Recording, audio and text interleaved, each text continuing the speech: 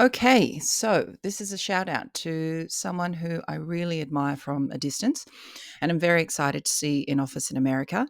It's not Trump, it's not Musk, it's a lady by the name of Tulsi Gabbard.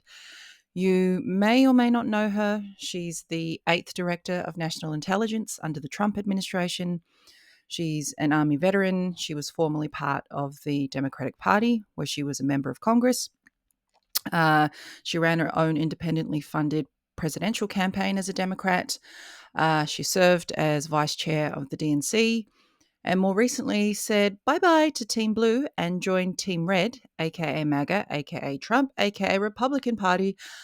She endorsed Trump in 2024 and is now the chick who heads up the US Intelligence Committee. What does that mean? Well, she is the president's top advisor when it comes to all the secret squirrel shit that's happening in the country and around the world. Things like terrorism, that things that compromise public safety, things that I really don't want to have to think about, but deep down want to know about. So the role of DNI, Director of National Intelligence, was created in 2004 under the Bush administration, which was prompted by a recommendation from the 9/11 Commission that identified the Intelligence Committee in the USA was not working well together. So now Tulsi Gabbard is in the hot seat and she has a mega task on her hands. She has organizations like the FBI, CIA, DIA, NSA reporting directly to her. And let me tell you, these entities run very independently of each other. Each entity is a very tight knit community with very little transparency and a vast network of people. So in 2010, and this is according to Wikipedia, the Washington Post reported the Intelligence Committee as a whole had 854,000 intelligence staff with top secret clearances. That is a whole lot of people to manage. I, I can't even fathom it.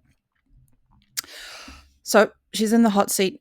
She's now in office. What has she managed to do? Well, firstly, she's fired 100 staff for pornographic content exchange in NSA chat rooms. Uh, Very necessary, but not groundbreaking. What else has she done? She's publicly announced the greatest threat to America's national security is not white supremacy. Holy fuck, who actually bought into that? Seriously.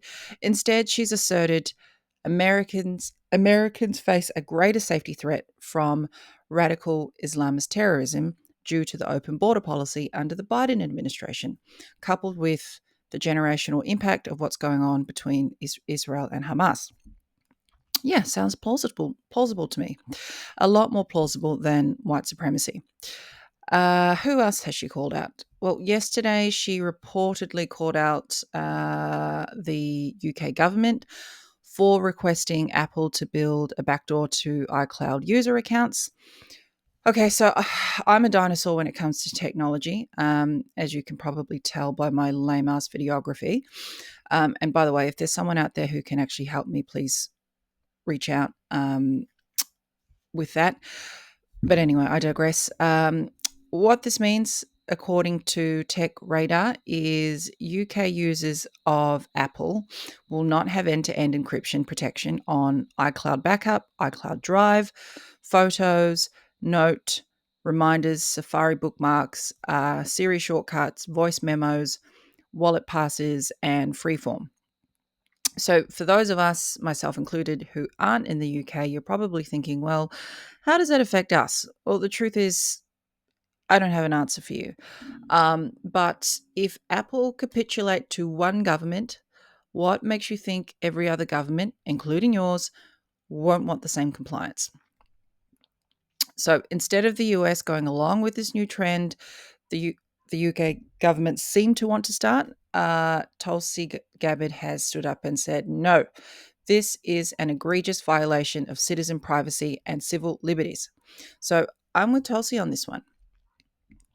Okay, so who is this lady? Where is she from and what's her background? Well, she was born in Liloa on the main island of Tutuila, American Samoa. Her father is of Samoan and European heritage and is of the Catholic faith.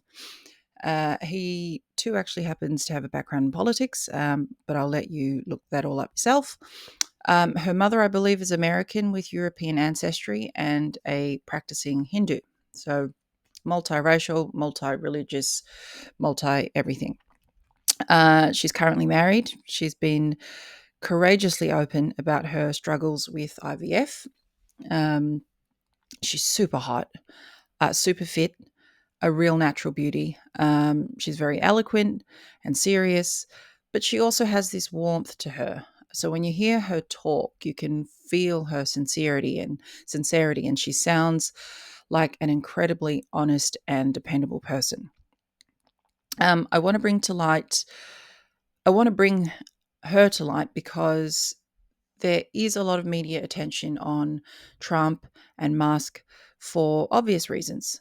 But the public get far less flooding of information on other people within the current Trump administration who may actually give Trump opponents, people who don't want to support Trump, they might actually give them a sense of peace that there are good leaders in power who are working alongside Trump and who have a strong enough backbone to give Trump a different perspective based on what they believe to be right and true.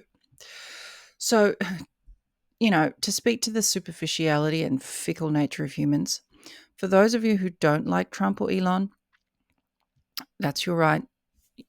Everyone's entitled to their opinions. But I implore you to pay a little more attention to Tulsi.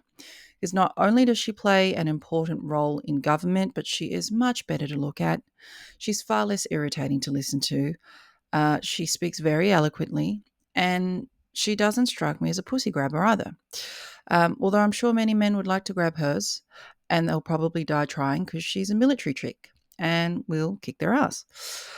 So, for the record, yes, I am a straight woman, but I really dig Tulsi. She strikes me as a really cool chick, and I'm very excited to see her in office, hopefully surrounded by a great team of people who will help her, who will hopefully help her do the best job for America. So, God bless you, Tulsi. God bless to my listeners. Lots of love and take care.